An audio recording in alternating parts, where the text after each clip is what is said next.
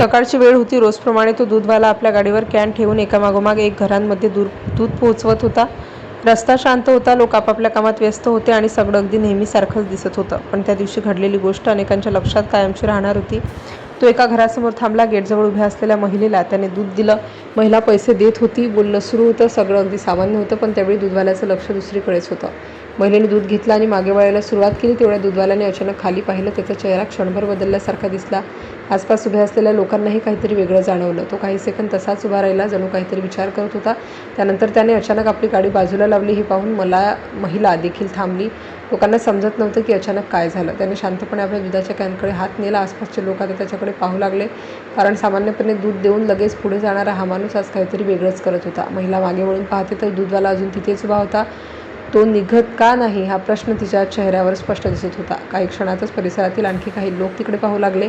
दूधवाल्याने खाली बसत काहीतरी शोधायला सुरुवात केली. त्याच्या हालचाली पाहून काही लोक जवळ आले, पण तरीही त्याने कोणाशी काही बोलला नाही.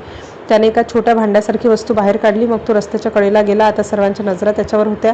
लोकांना वाटलं कदाचित काहीतरी सांडलं असेल, कदाचित काहीतरी पडलं असेल, पण त्याने जे पुढे केलं त्यामुळे अनेक जण काही सेकंद शांतच राहिले.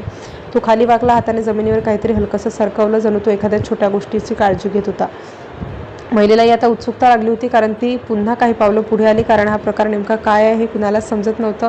दूधवाला पुन्हा गाडीपाशी आला. त्याने दुधाचा कॅन उघडला. आसपासचे लोक आता पूर्णपणे थांबले होते. अनेकांना वाटलं कदाचित कुणी मागून आणखी दूध मागितलं असेल, पण त्याने ग्लास भरला नाही, बाटली भरली नाही. तो थेट त्या छोट्या भांड्याकडे गेला. आता कॅमेऱ्यात दिसू लागलं की रस्त्याच्या कडेला काहीतरी हालचाल होत होती, अगदी लहानशी.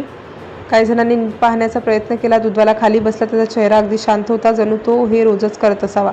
महिलेला आता समजू लागलं की इथे काही वेगळीच गोष्ट चालू आहे, पण ती शांतपणे पाहत राहिली. रस्त्यावरच्या एका कोपऱ्यातून 2 लहान जीव बाहेर आले. ते सावध होते, घाबरलेले दिसत होते. दूधवाला त्यांच्याकडे पाहून हलकसा हसला. मग त्याने ते भांडं त्यांच्या जवळ ठेवलं. आजूबाजूचे लोक आता जवळ आले, कारण आता स्पष्ट दिसत होतं की तो कोणासाठी थांबला होता. ते 2 छोटे भटके कुत्र्याची पिल्ले होती. काही क्षणात त्यांची आई देखील तिकडे आली. ती आई सुरुवातीला सावध होती, पण दूधवाल्याला पाहताच ती शांत झाली, जणू ती त्याला आधीपासून ओळखत होती. पिलांनी लगेच दूध प्यायला सुरुवात केली. आई देखील बाजूला उभी राहून त्यांच्याकडे पाहत होती. महिला काही क्षण काहीच बोलू शकली नाही, कारण तिला वाटलं होतं की काहीतरी विचित्र घडलंय, पण सत्य वेगळंच होतं. दूधवाल्याने कोणताही दिखावा केला नाही, कोणाशी बोलला नाही, फोटो काढले नाहीत, फक्त शांतपणे आपलं काम करत राहिला. लोकांपैकी कुणीतरी विचारलं, हे रोज करता का? त्यावर तो फक्त हलकसा हसला.